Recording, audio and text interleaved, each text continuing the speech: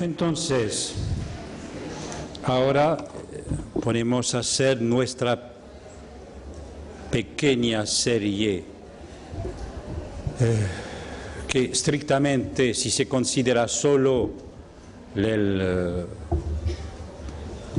digamos, las jornadas EOL, estas dos conferencias no hacen serie porque empieza a 3, pero si se considera el resto de las charlas en Buenos Aires, sí podemos decir que hubo una serie y que entonces esta tiene que hacer puntuación dentro de ellas.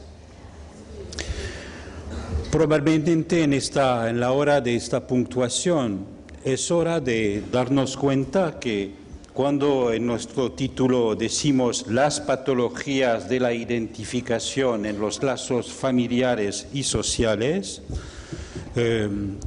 es hora de darnos cuenta de que la identificación, el lazo familiar, el lazo social, ellos mismos son patologías. La identificación como tal es una patología. El lazo familiar que va a concernirnos hoy día especialmente es una patología. Como lo decía Freud, el síntoma empieza con la pareja.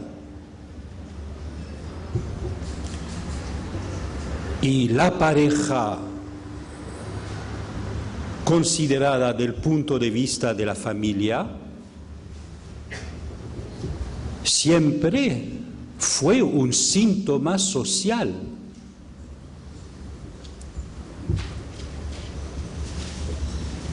San Pablo se quejaba de que los hombres casados pasaban más tiempo a complacerles a sus esposas que a Dios.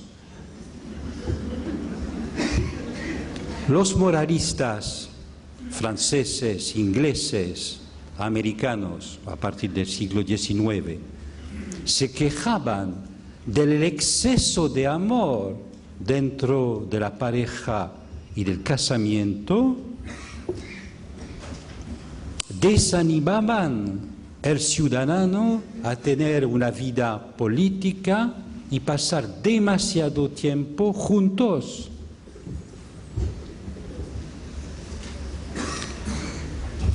Como una historiadora recién americana protestante lo subraya, las lunas de miel fueron una novedad del siglo XIX, que se juntó con la nueva moda del turismo que empezó en la época. Pero en el medioevo y hasta este siglo XIX, cuando había bodas, uno llevaba a sus amigos después en el espacio de fiesta que acompaña a la boda. La luna de miel como fiesta limitada, reservada a la pareja, es una idea muy recién.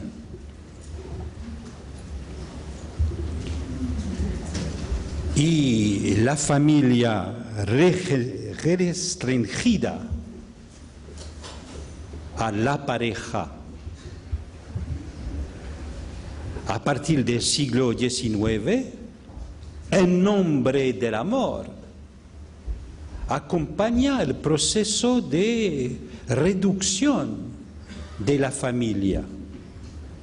El amor por un lado y la movilización general en el trabajo del otro producen los mismos efectos.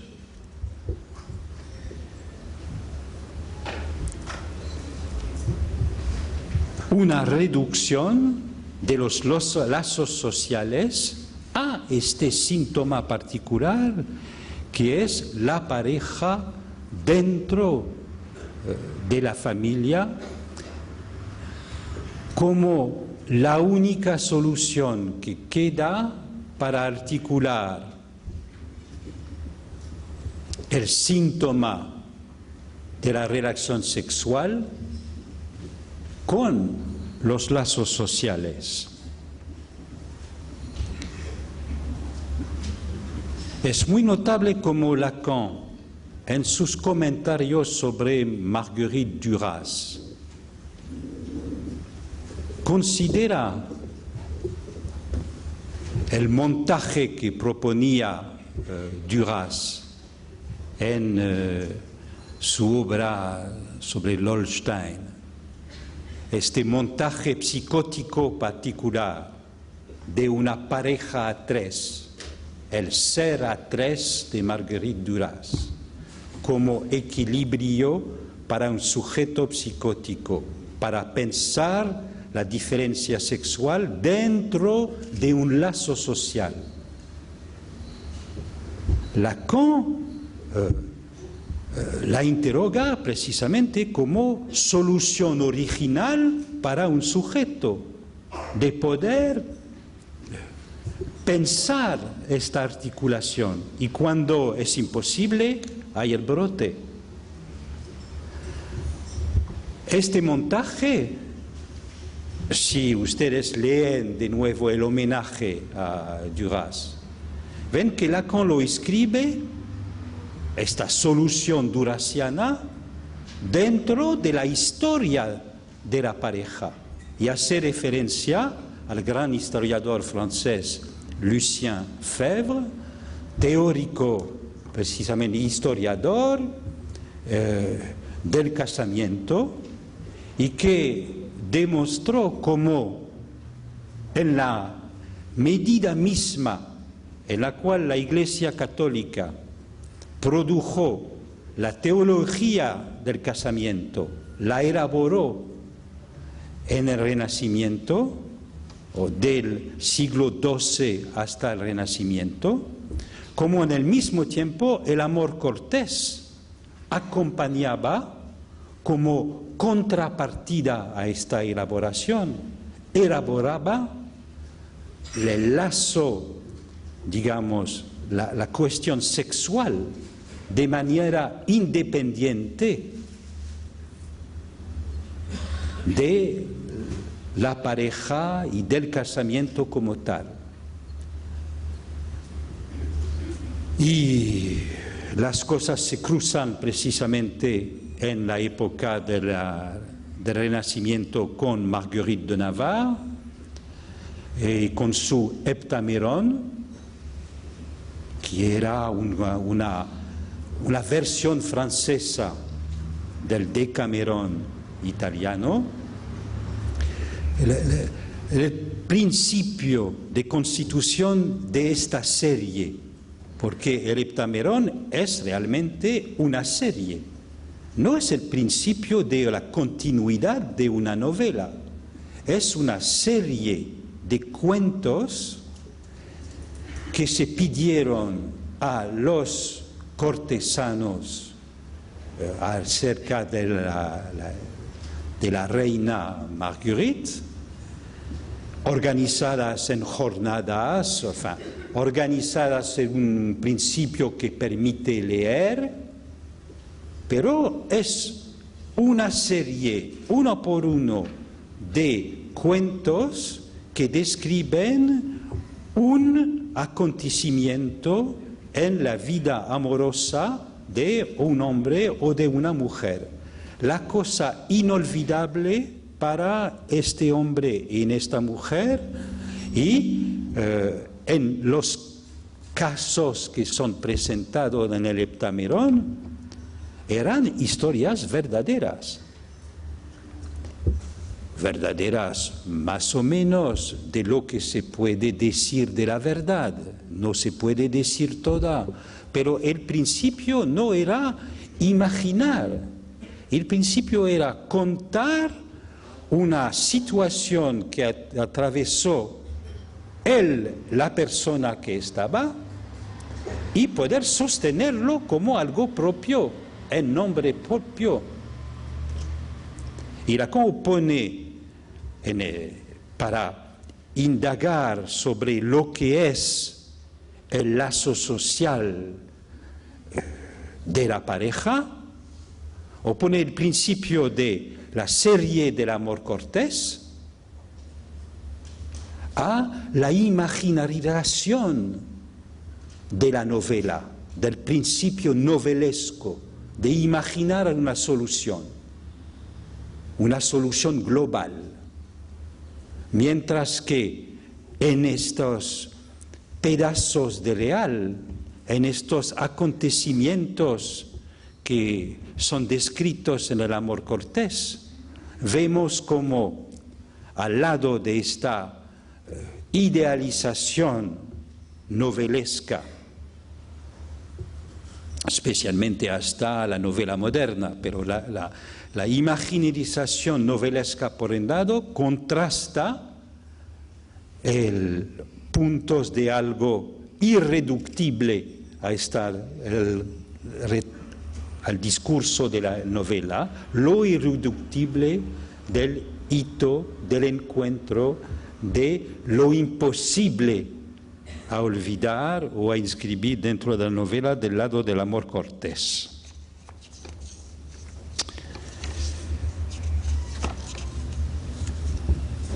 En cuanto a la familia, hemos pasado en 2 siglos, entre el siglo XIX y el XXI, de la justificación de la elaboración religiosa de la familia hasta ahora su completa juridificación. En el cristianismo, las relaciones familiares dentro de la Trinidad y dentro de la Santa Familia han permitido de desarrollar una particular función del nombre del Padre. Cuando hubo el derrumbe de la civilización, de los órdenes al final del siglo XVIII con la Revolución Francesa, la familia se encontró justificada de parte de los filósofos que trataron de reconstruir un mundo en el cual había que alojar esta familia que no cumplía más con las funciones que tenía para asegurar los derechos y los bienes dentro del viejo orden. Y fue Hegel el gran teórico de la familia como lugar institucional del amor. Como dijo Hegel, en tanto que substancialidad inmediata del espíritu,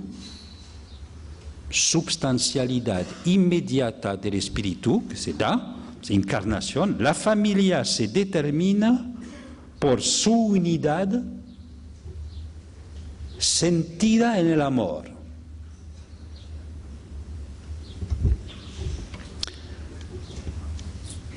La substancialidad inmediata, ¿qué es?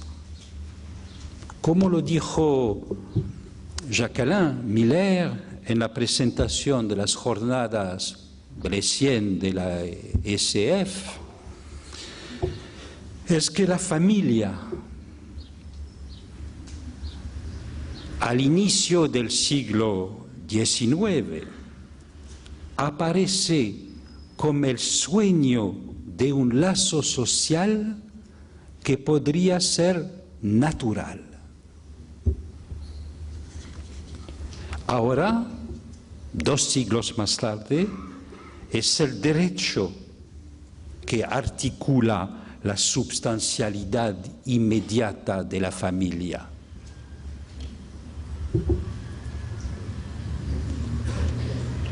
Ha aislado cada una de estas funciones de la familia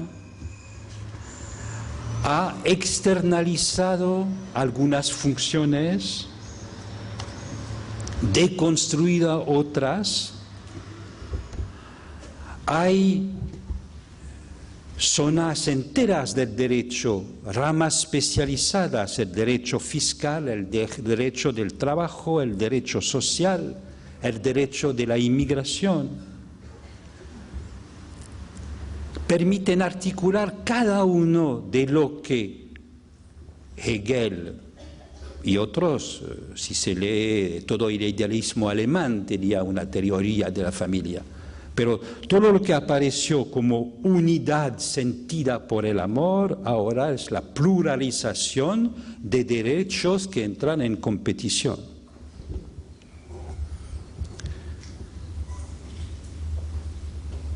Esta juridificación del espacio familiar fue necesaria porque el casamiento, la familia, a lo largo de estos siglos, produjeron, digamos, se entraron en una cierta clase de desuso, de desamor. No se ama hoy el casamiento, la pareja, de la misma manera que hace solo 50 años antes. En toda Europa, no tengo las cifras aquí, pero probablemente hay un fenómeno del mismo orden. El casamiento, en general, en lo más común, es después del segundo hijo. Además, una vez divorciados de un primer matrimonio, en general, los que han pasado por un matrimonio no se casan más. Prefieren la unión libre,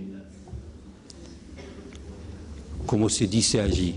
El resultado es que en el 2004 en Francia, más de la mitad de los niños nacen en el seno de parejas que viven sin ninguna inscripción legal, cuando era solo 6% en el 65%. Así que en 40 años se pasa de 6% a 55%.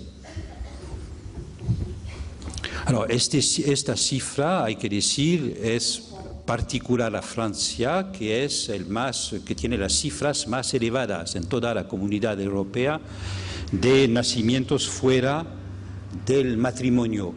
Pero como también Francia tiene la cifra más alta de toda la comunidad europea para los nacimientos como tal, estas dos cifras coinciden. Hay más niños en Francia que en toda Europa y también hay menos nacimiento dentro de los casamientos. Así que la nueva norma social es de un casamiento tardío, la rareza de un recasamiento, que el lazo con el niño sea mantenido o no. Así que del lado de la ficción legal, los productores de ley y de ficciones legales pasan su tiempo a inventar formas más livianas de lazo social, casamientos que se llaman pax ahí, un pacto de asociación mutual que permite distribuir unos bienes, unos lazos, pero no todo.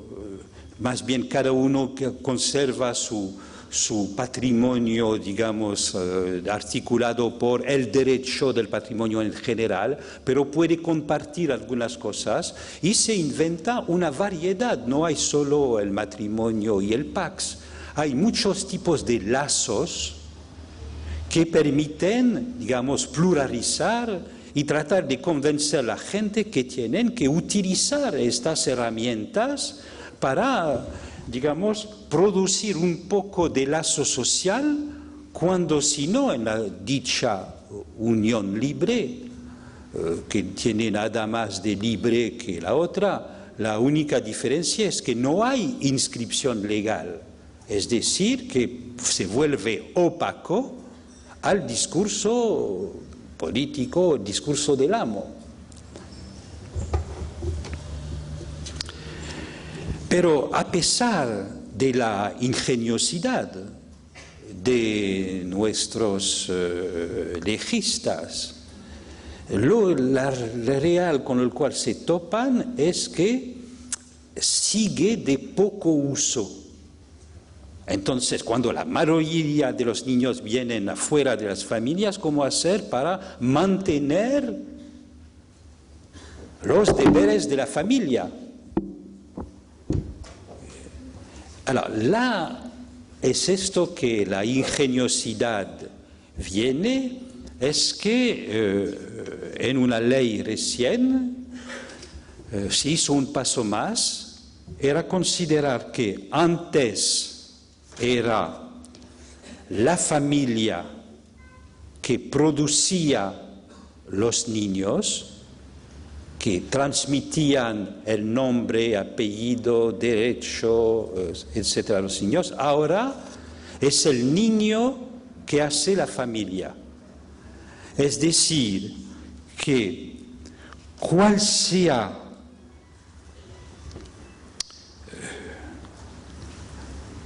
la modalidad con la cual viene el niño, incluso sin ningún lazo social, los dos padres biológicos o uno biológico y el modo de asociación que tiene con el otro, esto es considerado familia. La ciencia puede ayudar si ninguno de los dos, si nadie reivindica el niño, se puede hacer una extracción de ADN y determinar con certeza quién va a nombrarse entonces madre, padre, etcétera. Así que el punto de junción natura-cultura se ha desplazado. El sueño no cesa, no nos despertamos del sueño de un lazo social natural, solo que ahora el punto, el tapón, el objeto que nos permite soñar es el niño mismo. No se puede soñar más a un lazo familiar natural, pero bien, desplazamos entonces el punto del sueño. Es este punto de sueño que Lacan interrogaba cuando constataba que en los años 60 la ideología edípica, como decía él, hacía parte del familiarismo delirante. Cito la frase de Lacan: observamos el lugar que tiene la ideología edípica por dispensar de un cierto modo la sociología desde un siglo de tomar partido, como tenía que hacerlo antes, sobre el valor de la familia existente, de la familia pequeño burguesa en la civilización, es decir, en la cultura vehiculada por la ciencia. ¿Estamos beneficiarios nosotros los analistas o no de esto que cubrimos? Un texto de Juan Quindar que apareció en la web me llamó la atención sobre este punto. Efectivamente, del lado del psicoanálisis hubo todo un corriente analítico que sostenía la necesidad para los analistas de estar a favor de la realización imaginaria.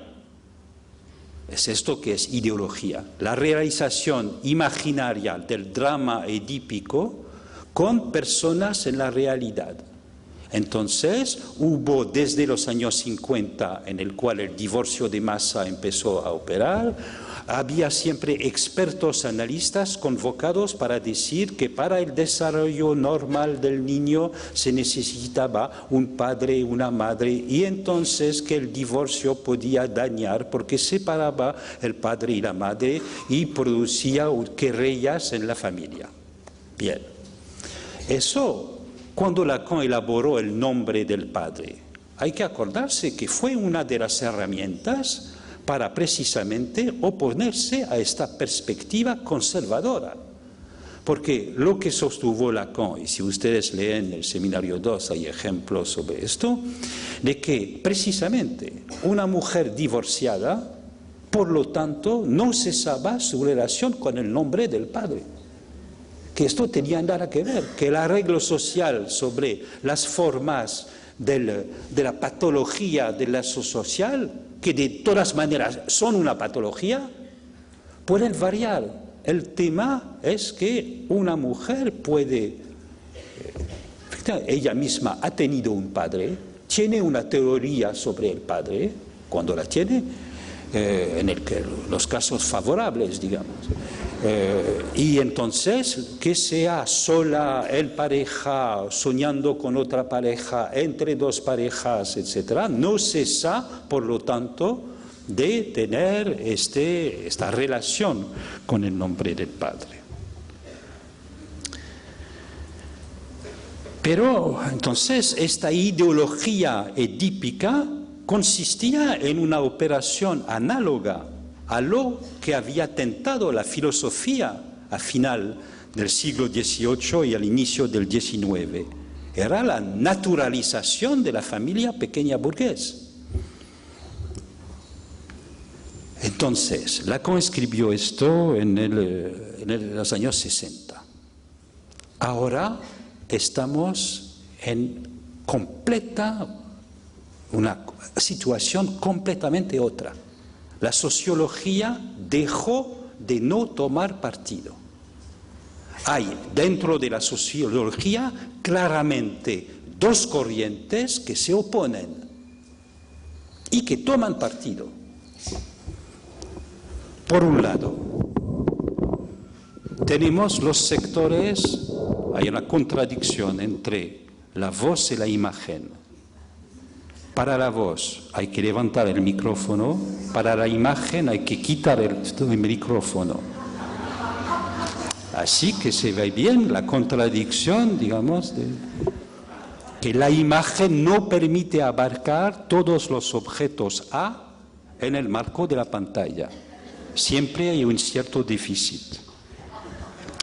Bien, retomamos el asunto. Hay un corriente inspirado, digamos, por el comunitarismo de los gender studies, que ponen el acento en prácticas de familia, invenciones que pueden ser marginales hasta hoy, pero que se presentan como vanguardia del futuro. Del otro, el corriente inspirado por la teología católica, y que es el corriente que inspiró la ley que acabó de pasar en Francia, trata de mantener. Es el niño que produce la familia. Esta tesis quiere decir que lo que cuenta para el niño es el estatuto jurídico de los padres que él mismo constituye en su nacimiento mismo. Cuál sea el lazo amoroso de los padres, del cónyuge, de la particularidad del encuentro sexual, solo tendrá importancia para él, suponen, el discurso sobre la parentalidad.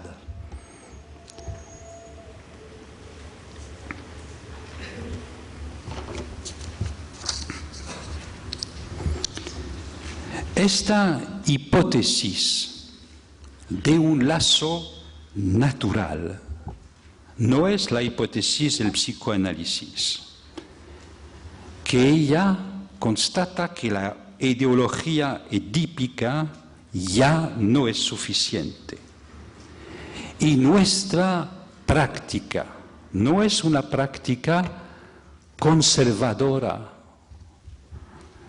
es más bien una práctica que nos lleva a constatar lo que el niño contemporáneo de esta patología particular del lazo familiar, lo que él revela y que es de estructura para todos.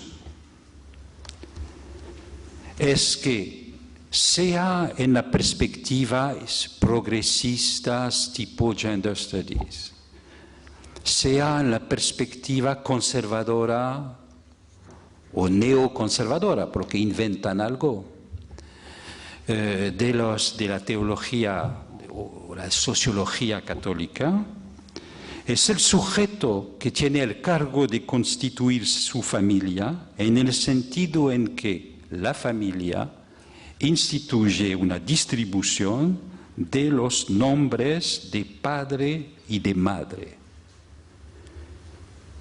Tiene él que sostener no solamente su novela familiar, sino su ficción familiar. Y esta no es tan aliviada por la ficción jurídica o el aporte de la sociología.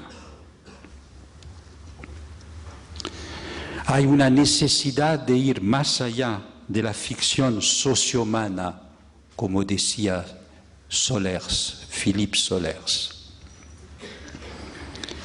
Lo vemos esto en los testimonios de las novelas contemporáneas, que de los sujetos que encontramos en nuestra práctica. La carta al padre de Kafka no cesa de escribirse. En la novela norteamericana, con Paul Auster, por ejemplo, y su invención de la soledad, Jonathan Franzen con The Corrections, o John Irving en su última novela. En este autor particularmente, la invención del padre para cubrir su ausencia ha producido unos pasajes los más desopilantes de la literatura norteamericana, en las declinaciones de la vida según Garp, en el cual el héroe es el hijo de una feminista profesora de Catch, nacido de un padre desconocido. La novela francesa sigue, pero en la tradición francesa se añade escenas sexuales más explícitas. Sea homo o heterosexual, la evocación del incesto en la familia es más directa. Y así que hemos asistido en los últimos años en la literatura francesa el nacimiento de un nuevo género literario, la novela de incesto, que tiene sus héroes, Christine Angot, Virginie Despentes, etc., acompañando también una epidemia de denunciaciones, a veces justificadas y en numerosos casos también imaginarias. Esta epidemia produjo una serie de tragedias judiciales en Francia, pero en otros países de Europa que dan cuenta de un síntoma en la patología del lazo familiar y nos dan una versión inquietante de esta carta al Padre que no cesa de escribirse en nuestra civilización.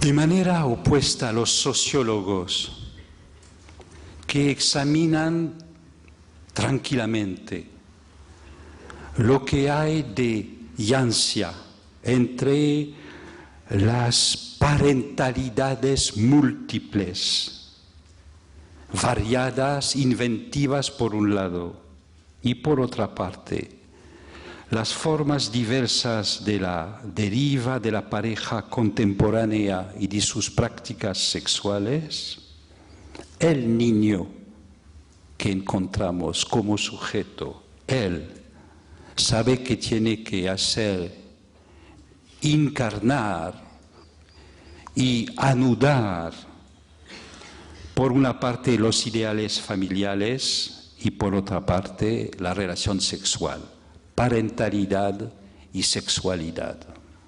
Y que el discurso de la parentalidad librado a sí mismo es una locura. El niño freudiano sabe que tiene que anudar los monstruos generados por los fantasmas que no cesan de regresar dentro de las novelas y de la clínica y separarles de la idealización de la parentalidad. Lo sabe aún probablemente mejor que la filosofía de Jacques Derrida. Él quería ubicar lo irreductible de la filiación, articulando lo natural y lo cultural en una política del reconocimiento. Pero lo nota, toda la obscuridad se concentra en esta experiencia que se llama reconocimiento.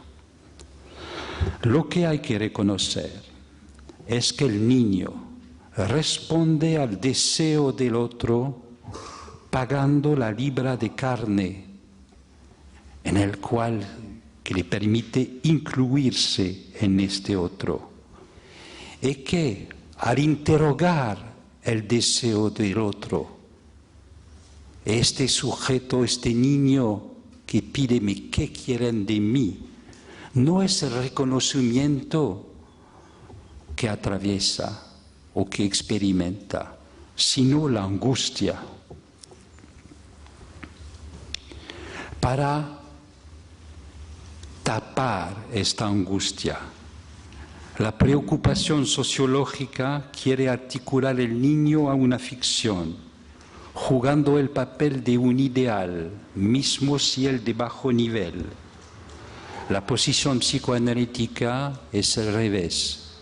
Consiste en mantener el sujeto a distancia del ideal y de interrogar lo real en juego en el nacimiento de un niño, es decir, el deseo y el goce del cual es el producto.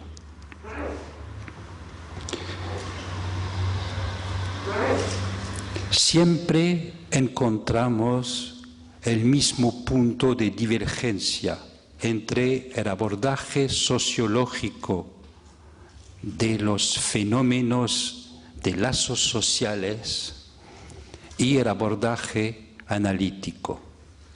Si la sociología puede muy bien encarar lo que es del orden del narcisismo y de sus patologías, no tienen en su práctica de disciplina un acceso a el punto central de la estructura que es para nosotros el hecho que en la cultura como tal, en el discurso social, cual sea, hay un hueco fundamental, hay la no inscripción posible del goce de este objeto perdido que es la preocupación del psicoanálisis, el gran atachado. Y que hay dos maneras precisamente de tratar de suturar este vacío.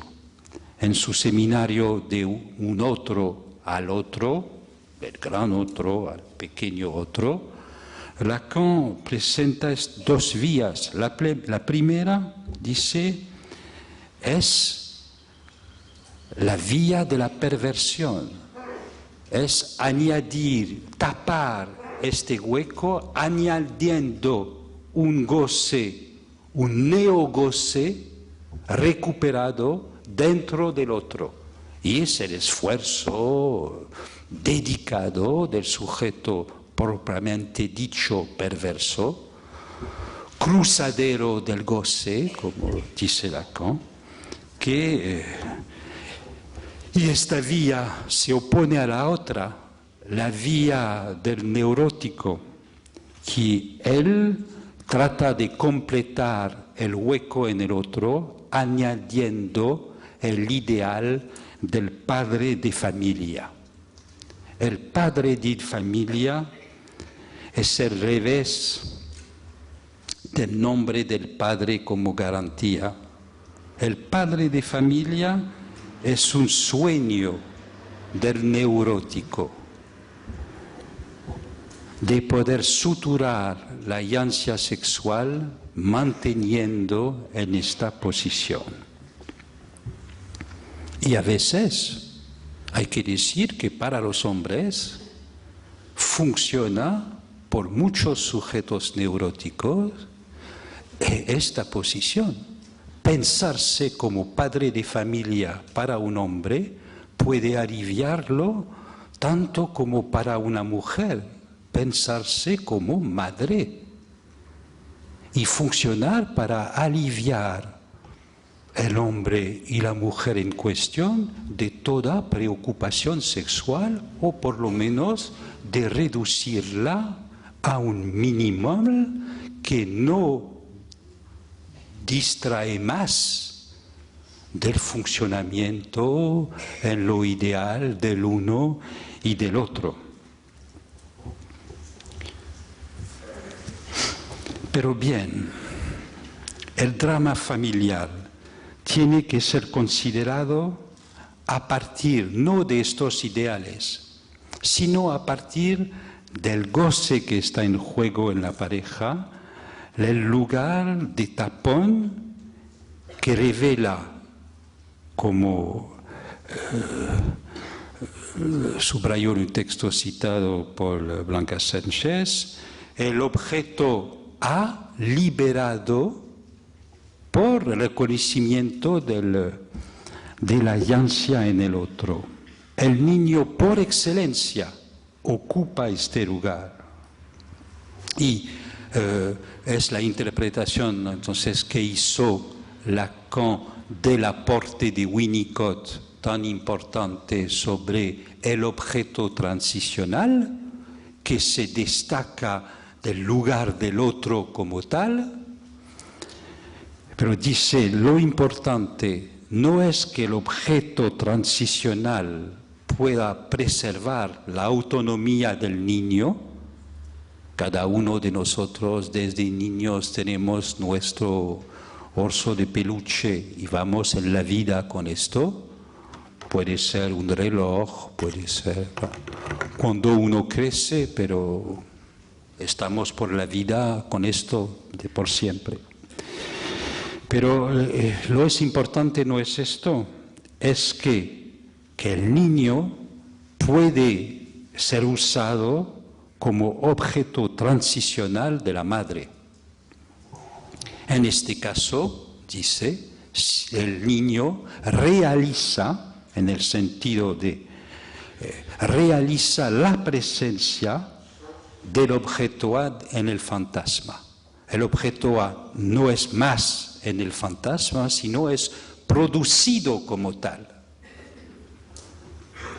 Y la madre hace del niño el instrumento de su goce de manera realizada, mucho más que la perspectiva a la cual Freud pensaba poder acotar esto cuando no en la perspectiva del objeto del fantasma, sino en la perspectiva fálica, ubicaba la relación ideal de la madre judía con su hijo varón como la única relación satisfactoria de verdad en los lazos sociales. Pero esto era realización del falo. La realización del objeto A es otra cosa.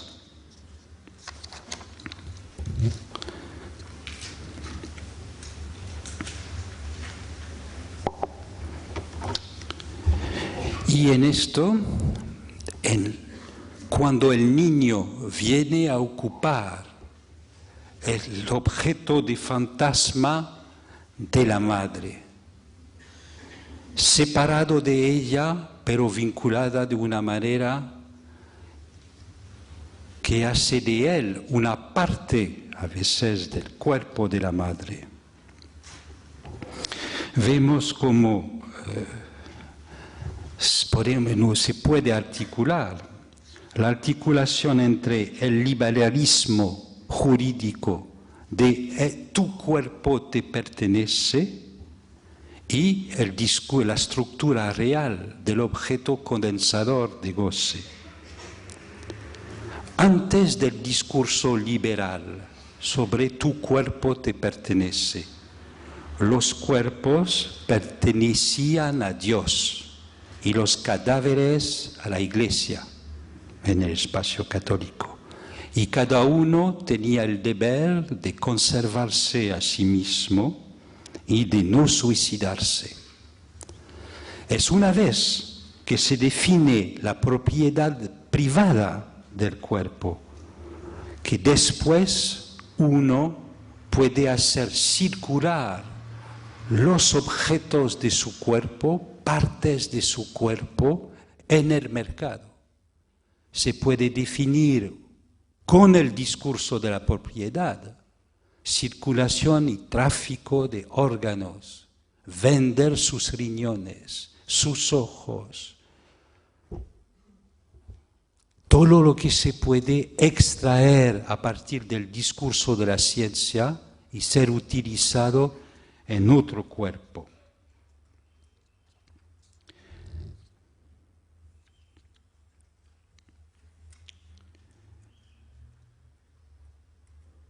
Quiero concluir en 5 minutos y entonces mi preocupación es qué es lo que quiero exactamente decirles en estos 5 últimos minutos.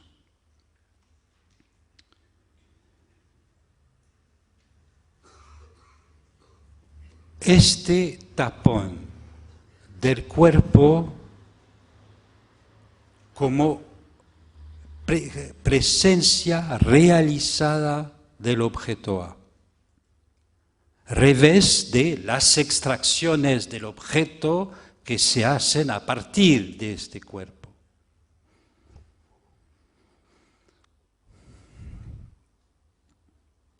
Nos permiten ver que para nuestra civilización el niño cumple funciones decisivas en la reducción de los lazos sociales y familiares a esta unidad limitada, a esta ficción jurídica minimal,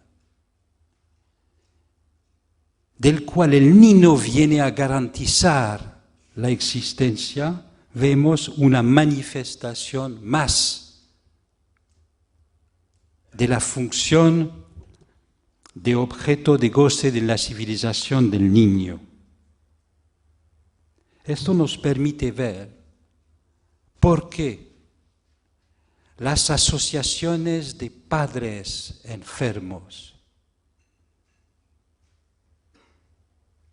insisten tanto sobre el hecho que el trastorno de sus niños es biológico, que tiene nada que ver con un trastorno psicológico, que el trastorno de déficit de atención, la hiperactividad el trastorno bipolar, que todo esto tendría una inscripción en el cuerpo del niño, sin mediación. En esta extensión del cuerpo maternal. Y así los analistas, cuando piensan que tienen una buena noticia, diciendo, no es biológico, es subjetivo, se asombran del odio que pueden desatar. Al mismo tiempo en que quieren ser oblativos, llevar esta buena noticia, se topan con esta reacción infernal, con odio que se transmite al nivel, efectivamente, de la cultura. Y Germán García publicó en el perfil de este día algo resumido en una frase: la crítica del psicoanálisis hace parte de la cultura. El problema central ahora, es uno de los problemas centrales, es que ahora las asociaciones de padres autistas y diagnosticados de trastorno de hiperactividad o de déficit de atención se manifiestan cada vez más en una dimensión de certeza a propósito de la realización del objeto fantasmático en su presencia, que justifica la pareja. Y tenemos entonces que ahora saber hacer, no pensando que es solo a tratar de dividir los que son habitados por esta certeza, no van a aceptar tanto la división subjetiva que les ofrecemos como vía de salida. Tendremos que buscar otras maneras de dirigirnos a esta forma de angustia de la época, a esta patología de los lazos sociales, que hace que mantenemos abiertos la articulación entre el nacimiento del niño y el misterio del deseo y del goce que se articularon allí. Así que para terminar voy a poder leerlos después de esta pequeña introducción, la parte del poema de Eliot en el Wasteland que cité en el museo, pero que no podía en la charla que hacía allí transmitirles cuál era el fundamento de mi elección precisa de la interrogación entonces de Eliot sobre lo que se pasa cuando uno da luz a un niño. Alors, tengo que buscar el número de referencia en la cual está traducido y en la cual Eliot retoma las preguntas búdicas clásicas sobre las virtudes que hay. Primero, dar y dar vida. ¿Qué hemos dado?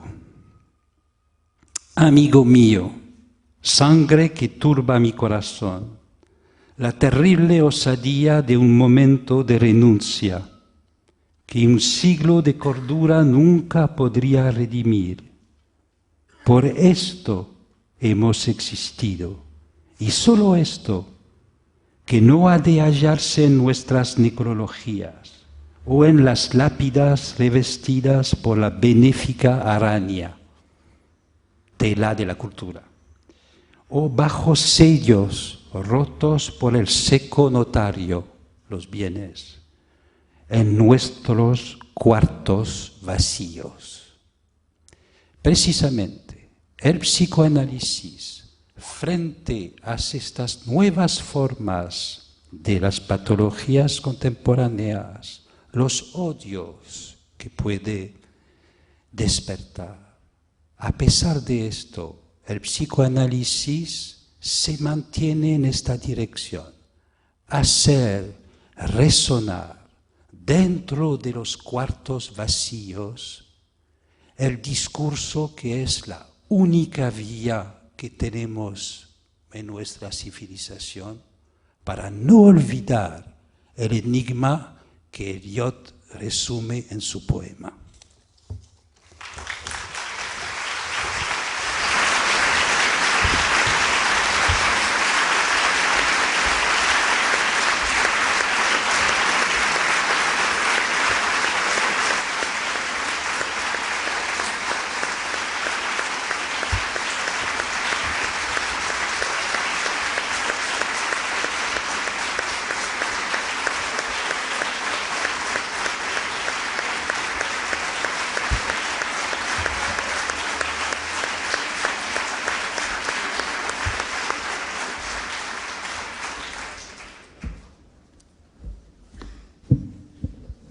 Bueno, tenemos acá varias preguntas, voy a recogerlas y tomo ya la primera, se la paso a Eric Lorán, que dice: ¿puede decir qué diferencia establece entre la novela familiar y la ficción con X, familiar?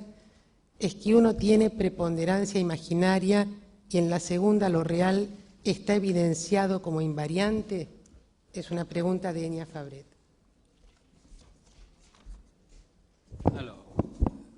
Diferencia entre novela familiar y ficción familiar. Por un lado, preponderancia imaginaria, y que en la segunda lo real está enunciado como un variante o invariante.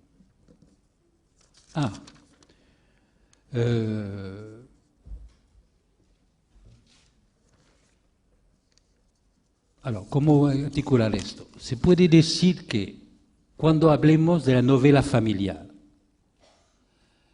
retomamos entonces el descubrimiento central de Freud, que al escuchar los niños, lo llamativo es que elaboran ficciones, novelas, porque en la época se decía novela, ficción, digamos,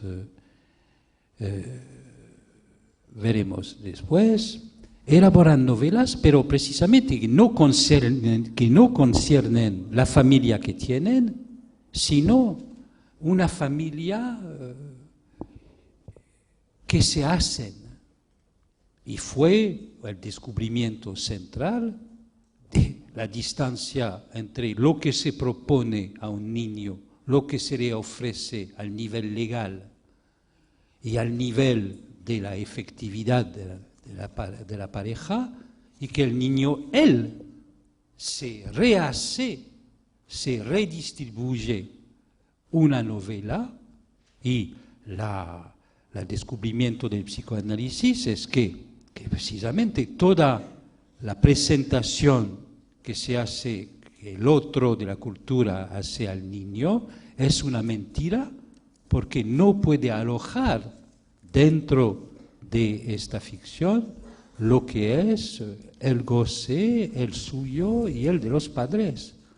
Y tiene que entonces, es dejado solo para inventarse procedimientos de remiendo de esto. Especialmente la ficción, o digamos, lo que no entra en esos mitos es la fijación libidinal del niño que quiere dirigirse al padre, hace un llamado al padre y a la madre de qué significa esto que ha experimentado de manera contingente y que determina su goce, esta fijación, va a tener entonces, y utilizó ficción, que al mismo tiempo es un término contemporáneo, ahora se habla más de ficción que de géneros tipo novela, cuentos, etc. Se habla más en el término más general de ficción, pero que tiene, Lacan había dicho, la verdad tiene estructura de ficción, sería entonces esto de en la ficción que inventa el niño hay la verdad de la pareja. Y en nuestra práctica, efectivamente, constatamos que toda ficción que lleva el niño inscribe de manera decisiva la verdad de la pareja. Lo que aparece como la mentira del niño es la verdad de la pareja. Pero más allá hay el punto real, efectivamente, el punto de goce que se inscribe también siempre en estas ficciones y que se puede decir que el trabajo de un análisis con niños es precisamente esto, pasar de lo que viene depositado o presentado como una ficción al punto de real que está en juego atravesando la pantalla de las identificaciones fálicas de este niño. Y entonces se puede decir que la apuesta en cada vez es de obtener, digamos, este verdadero invariante, como usted lo dijo, que está en juego. Bien. Sí, por favor. Alors, acá hay una de Mónica Torres. Lo femenino y el padre real. Parentes en la última enseñanza de Lacan hacen obstáculo hoy día a la parentalidad. Esos conceptos son todavía actuales. ¿Esos son conceptos cuáles?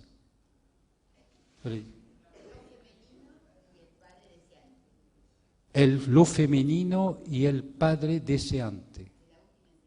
Sí. Si son todavía actuales. Más que nunca. Si precisamente consideramos que la función, digamos,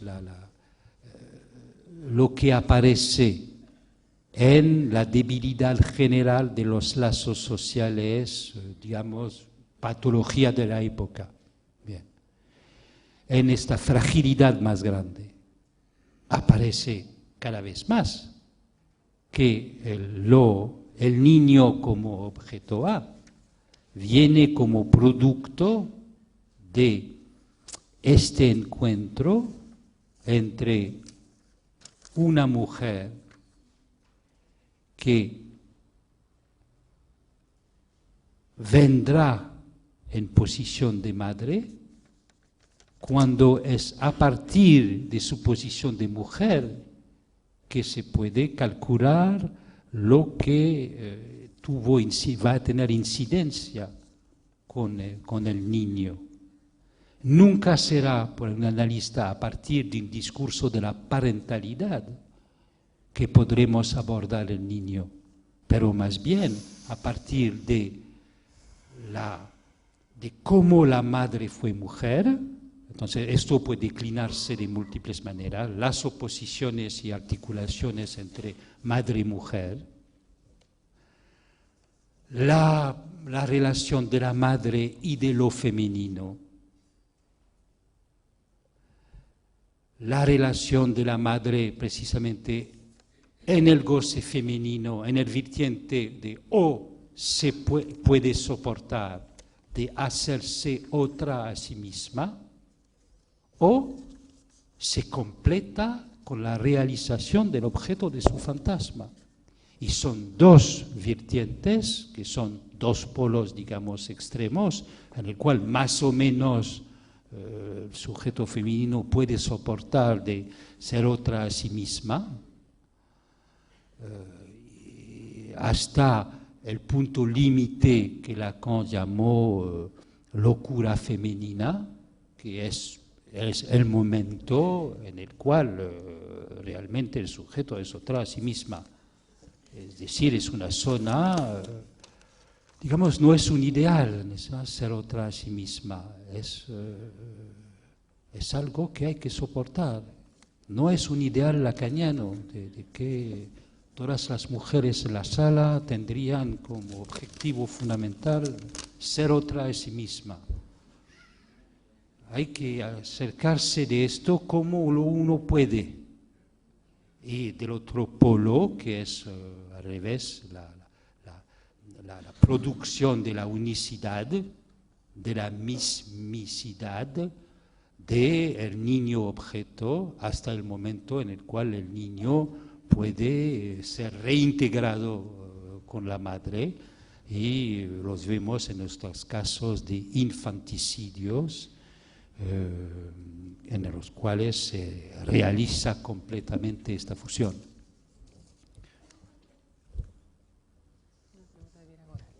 Alors, ¿qué relación hay entre la función del niño que funda la familia y la del niño que asegura la trascendencia de sus progenitores, ya sea por las vías biológicas, ya sea por las discursivas?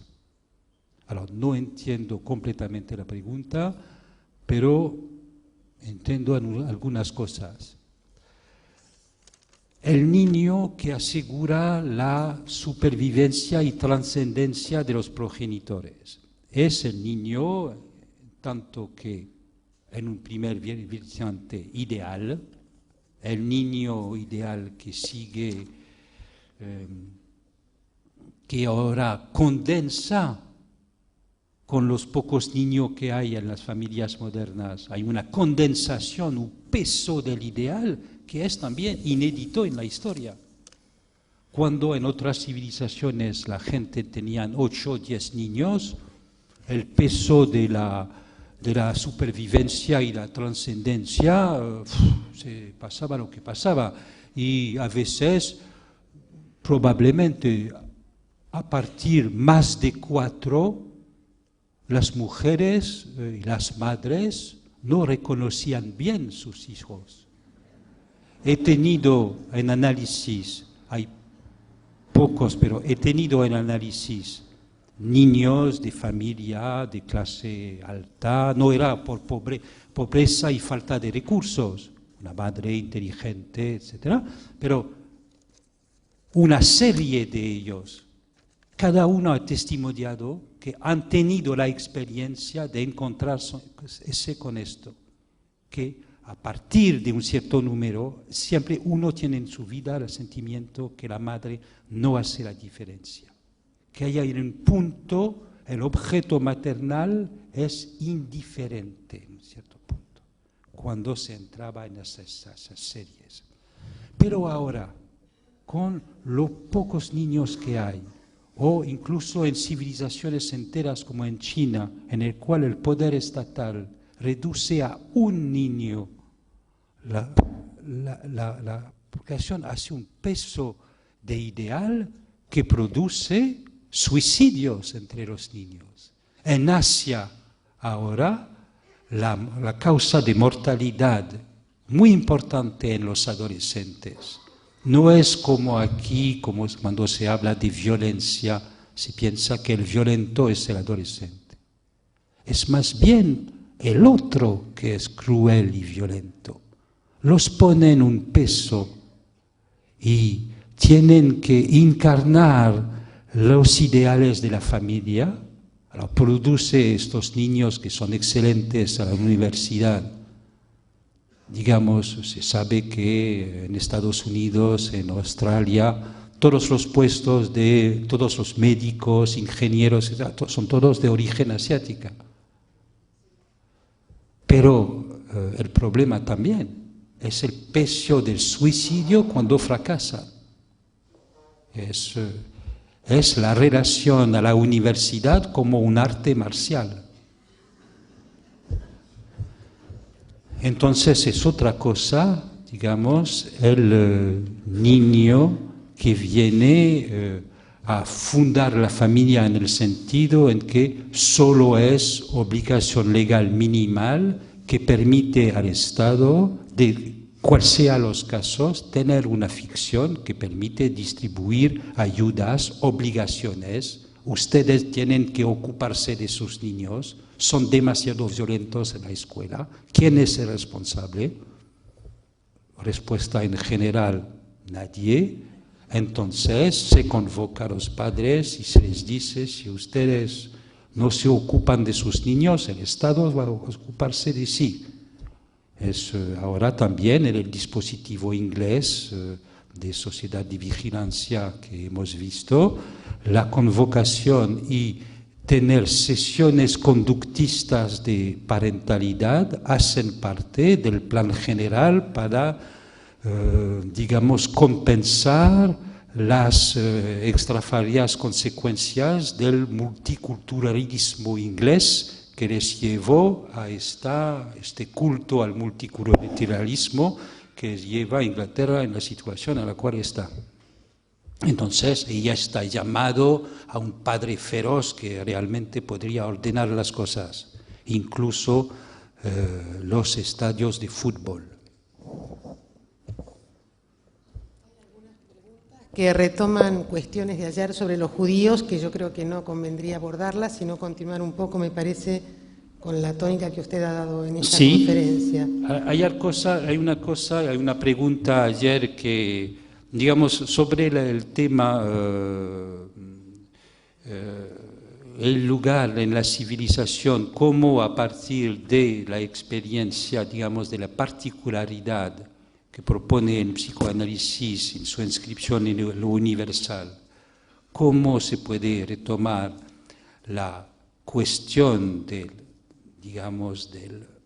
obstáculo judío a un sueño de la humanidad resolvida en lo universal. Esto, podríamos dejar esto para una próxima ocasión, digamos.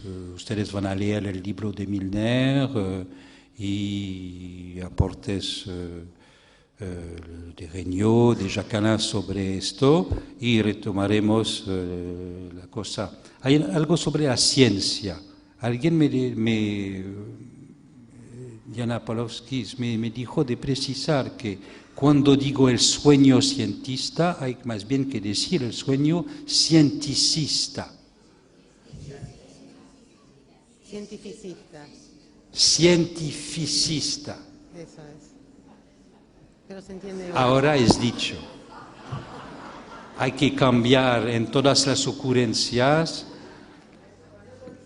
porque, es verdad, esto era la pregunta de Forbes ayer que dejé de lado, de que no son los cientistas como tal, que son los portavoces, los más destacados del sueño cientificista. Lo más que un científico es científico, en general, tienen la idea que tienen una relación con un pedazo de real, no con una gran construcción general sobre la cultura.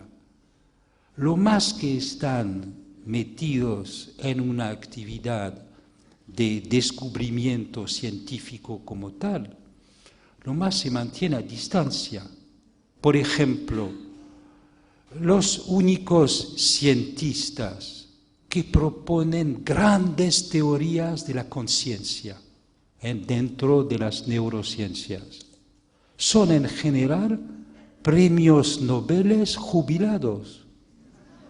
Es decir, como tienen nada que ver más con la actividad científica como tal, entonces una vez jubilados, pueden hacer filosofía. Y la filosofía actual es proponer una teoría de la conciencia. ¿Entendés? Excelentes físicos, premios Nobel de física, proponen cada 6 meses una teoría general de la conciencia. No daña, pero no solo sirve de tapón para colmar la división subjetiva y la angustia contemporánea. Y en esto sí produce, es un hipnótico más, digamos, que se añade al panel de hipnóticos que tenemos. Pero de la ciencia como tal, más bien, es una actividad y por lo tanto cuando descubren, digamos, es más una actividad angustiosa para la cultura. Los descubrimientos científicos nos angustian porque tocan algo de real, efectivamente. Y cuando angustian es lo mejor. Es lo que pasó con los físicos, con Oppenheimer, como drama de la conciencia, como angustia de la época. Se angustió cuando realmente pudo subjetivar que tenían el instrumento de erradicación de la humanidad. Después fueron los biólogos que se angustiaron frente al poder que tienen también de erradicación de la humanidad o de producción de una humanidad mejorada, con un sueño que tuvo mucha vigencia también en los años 30. No había solo el esfuerzo de constituir nuevas religiones, había el esfuerzo también de pasar toda la población, eliminar los débiles, los enfermos, etc., para producir una humanidad nueva. Y esto, algunos biólogos se angustiaron delante de esto. Y entonces, para el cientista de verdad, digamos, compartir la angustia de la época cuando tocan algo real es probablemente la mejor posición subjetiva. Acá hay 2 preguntas que me parece pueden responderse o resumirse en una. Débora Fleischer habla de la relación directa causa-efecto entre el tipo de familia y las patologías de sus integrantes. ¿Qué relación hay? Y la otra pregunta es la realización del fantasma materno encarnado en el niño como objeto A, si eso implica necesariamente la psicosis del niño. Y si podría pensarse que los déficits de atención y otros síntomas son realización del fantasma materno. Vamos a tocar entonces algo de clínica más precisa, el objeto A. La realización del fantasma materno no implica necesariamente la psicosis del niño, punto de interrogante. Puede pensarse lo que llaman déficit de atención como realización del fantasma materno. Bien. Voy a atreverme a indagar en esto. Tengo en la sala un destacado especialista de la psicosis infantil con el doctor Echegoyen, así que voy a cuidar lo que digo. Sobre la realización del fantasma materno y su relación con la psicosis. Depende de la extensión de la clínica de la psicosis que uno da. Entre la separación del niño del otro con el no funcionamiento de la metáfora paterna, produce no solo patologías de la psicosis, sino, por ejemplo, debilidad mental, y todas las formas mixtas entre debilidad mental, disarmonías del desarrollo y psicosis como tal. El llamado moderno déficit de atención es muy interesante interrogarse si es o no un nombre actual de la psicosis infantil. Y es muy útil interesarse porque los doctrinarios del déficit de atención, que utilizan una medicación particular muy distinta de los antipsicóticos, derivada de anfetamina para estimular el control de la atención, precisamente. Una estimulación, mientras que los antipsicóticos tenían más bien la función de un poco apagar los circuitos de serotonina y dopamina, más bien calmar una incidencia de producir al contrario del efecto de excitación que produce Pero primero, lo que es llamativo es que no tenemos muchos modelos, incluso ellos mismos, un modelo efectivo de cómo funciona el uso pragmático de esta medicación. ¿Cuál es el fundamento exactamente? Es otra vez excitación, otra vez el modelo serotonínico movilizado para explicar todo, dar cuenta de todo. Y cuando tratan de separar estrictamente los niños que tienen el déficit de atención de los psicóticos, los teóricos de esto dicen que son dos clases completamente distintas. Es muy interesante cuando uno en su clínica ve en una serie de casos y colegas que trabajan en centros de atención pública, centros de atención en los cuales no hay ningún déficit de atención al trastorno de déficit de atención. Entonces, constatan que muchas veces niños medicados con Ritalina y la forma moderna de la Ritalina desencadenan una psicosis acerca de los 15, 16 años o presentan fenómenos elementales tipo psicosis ordinaria, en el cual perfectamente aislado si uno indaga. Pero hay que pensar que efectivamente esto puede producirse. Hay un cierto nivel en el cual entonces el déficit de atención o la hiperactividad, esta excitación maníaca que no para, hacen parte de los nuevos, de las nuevas formas, de las nuevas manifestaciones patológicas de la psicosis. Son nombres.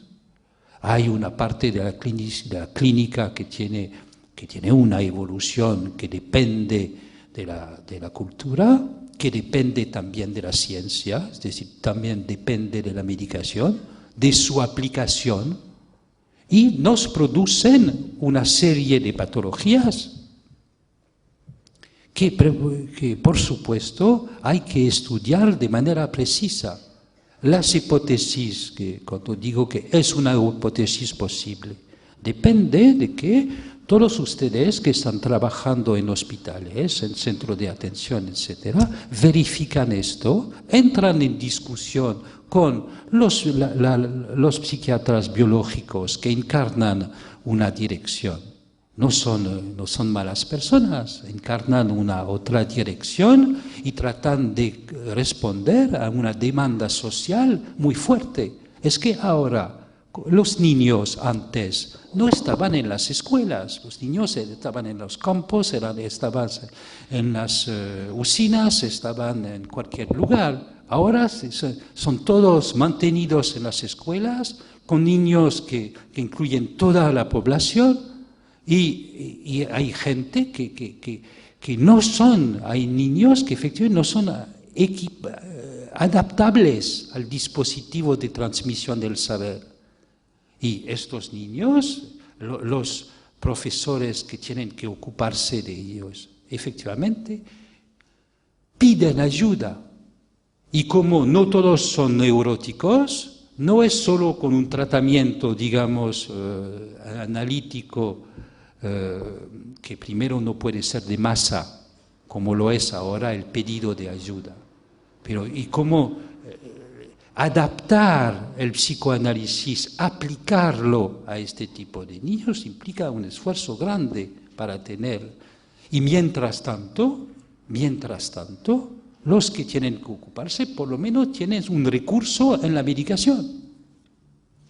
Cuando ningún discurso puede tener un alcance, entonces se medica, por supuesto. Por lo menos la civilización produce algo, un objeto que puede ser utilizado. Y entonces esto lleva, cuando es utilizado como único recurso, esto puede llevar a que la patología de los Estados Unidos, en los cuales la más joven bipolar ahora es una tejana de 2 años y medio, medicada, después de un juicio de la madre que obtuvo de parte del Estado el pagamento del tratamiento, etc.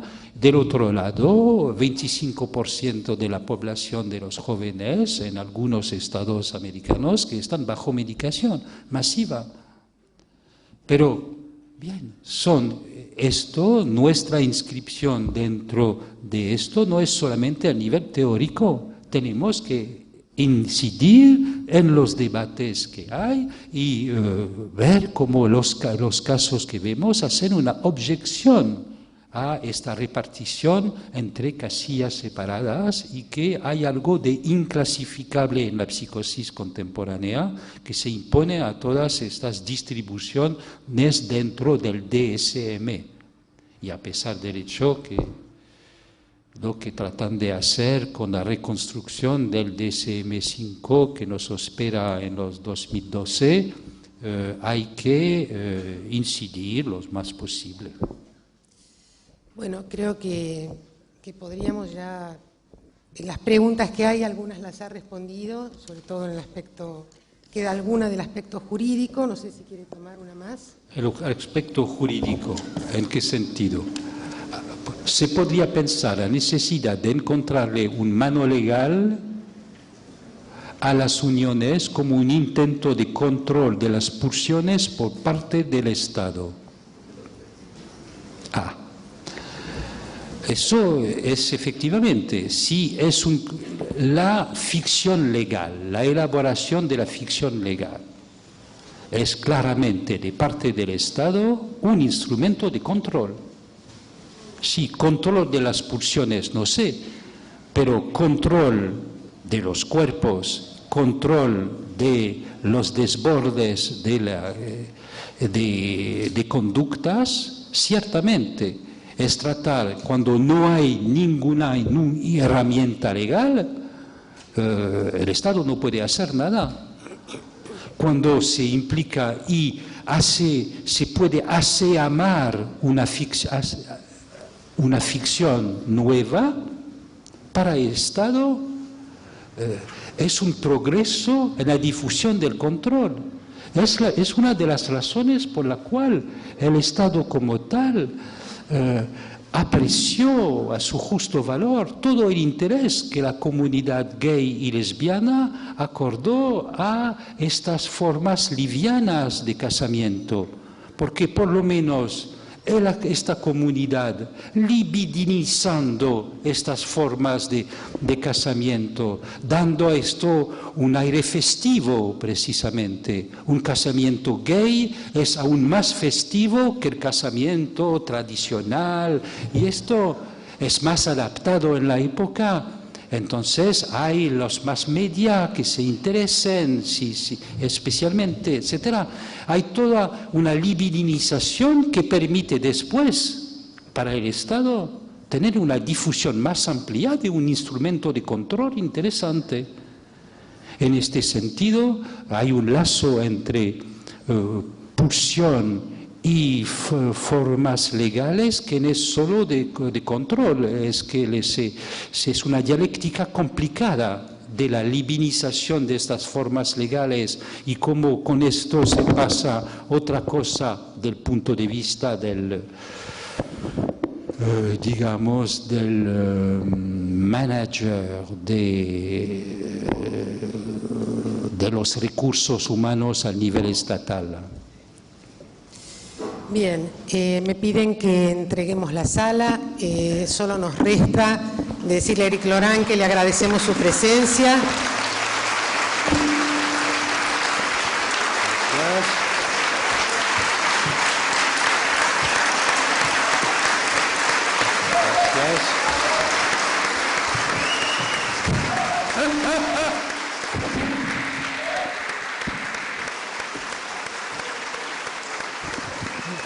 Solo en Argentina hay esto, solo en Argentina.